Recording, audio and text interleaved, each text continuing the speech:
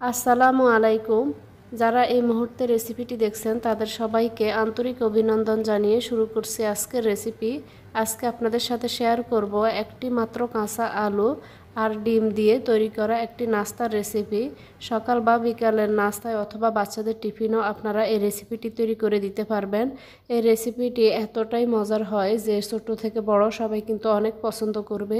এভাবে একবার এই রেসিপিটি করে কাউকে খাওয়ালে সে আবারও আপনার কাছে রিকোয়েস্ট করবে এটি তৈরি করে খাওয়ানোর জন্য। এখানে আমি এই রেসিপিটি করার জন্য একটি কাঁচা আলু নিয়েছি। তো কাঁচা আলুটাকে আমি এভাবে গ্রেট করে নিব। গ্রেট করার হয়ে গেলে এবার এতে আমি দিয়ে দিব 4টি ডিম।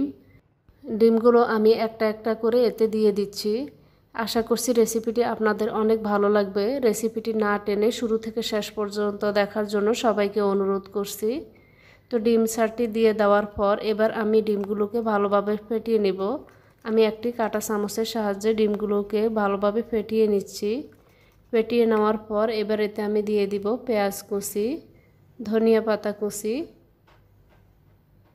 দিয়ে দিব কাঁচামরিচ কুচি।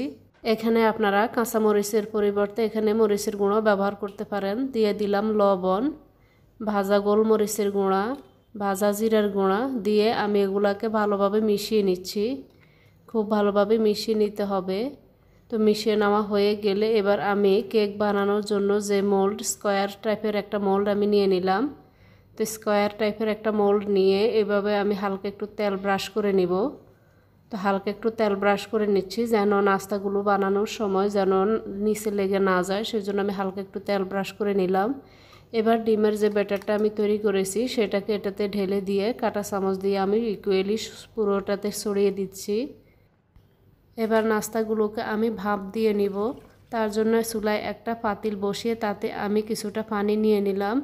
এবার ডিমের মিশ্রণটা যে বাটিতে নিয়েছি সেই বাটিটা আমি এই পানির উপরে এভাবে বসিয়ে দিব।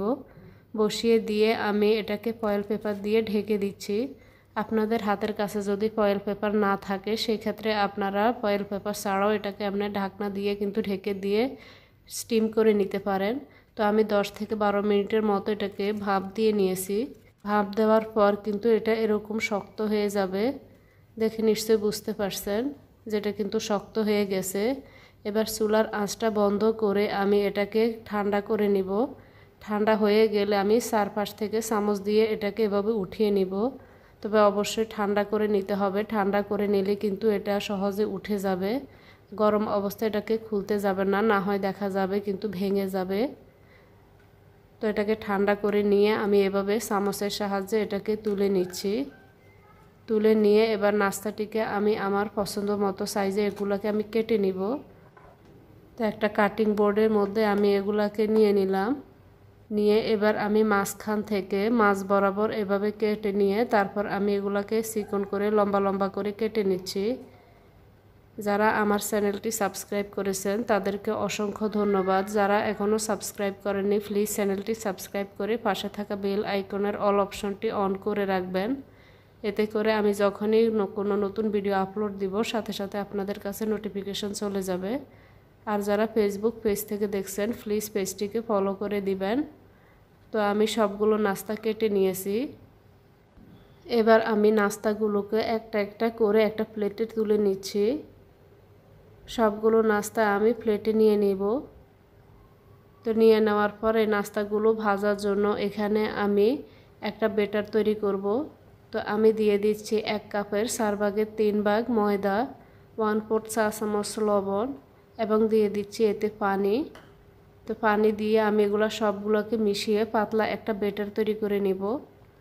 তো আমি এগুলোকে খুব ভালোভাবে মিশিয়ে নিচ্ছি। মিশিয়ে নেওয়া হয়ে গেলে আমার এগুলো কিন্তু একটু ঘন হয়ে গেছে। আমি এতে এবার আরেকটু পানি দিয়ে দিব। তো আমি দিয়ে দিচ্ছি আরেকটু পানি। পানিটা দিয়ে আবারও আমি এগুলোকে ভালোভাবে মিশিয়ে নিচ্ছি। তো খুব পাতলা করে একটা ব্যাটার তৈরি করে নিতে হবে। তো আমারটা কিন্তু পারফেক্টলি পাতলা হয়ে গেছে। আমি যেরকম চাচ্ছি সেরকমই পাতলা একটা ব্যাটার তৈরি করে নিলাম। এবার নাস্তাগুলোকে আমি ময়দার মিশ্রণের সাথে ডুবিয়ে ব্রেড ক্রাম্বে গড়িয়ে নিব। তো আমি এগুলাকে ব্রেড ক্রাম্বে গড়িয়ে নিচ্ছি। তো একটা একটা করে সবগুলো নাস্তা আমি এভাবে ব্রেড ক্রাম্বে গড়িয়ে নিব।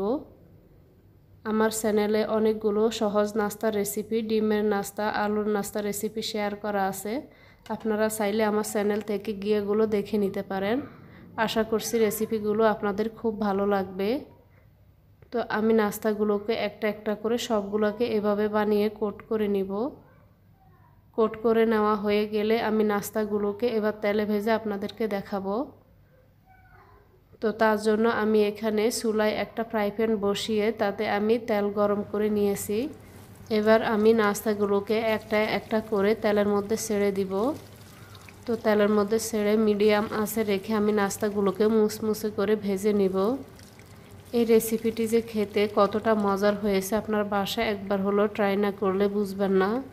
এই রেসিপিটি বিশেষ করে বাচ্চারা কিন্তু অনেক পছন্দ করবে। এভাবে একবার তৈরি করে বাচ্চাদেরকে খাওয়ান, দেখবেন তারা কিন্তু আপনাদেরকে বারবার বলবে এটি তৈরি করে খাওয়ানোর জন্য। তো আমার এগুলো কিন্তু ভাজা হয়ে গেছে, দেখতে পাচ্ছেন খুব সুন্দর একটা কালার চলে এসেছে। দেখতে কিন্তু নাস্তাটি অনেক লোভনীয় লাগছে। তো আমি এগুলা সবগুলোকে একইভাবে ভেজে নিব। আমার নাস্তাগুলো যখন ভাজা হয়ে গেছে তখন আমি এগুলাকে উঠিয়ে নিব। তবে নাস্তাগুলোকে আমি চুলা থেকে নামিয়ে নিচ্ছি। তো চুলা থেকে উঠিয়ে আমি এগুলাকে একটা টিস্যু পেপারে রাখবো, এতে করে এক্সট্রা তেলটা কিন্তু ঝরে যাবে।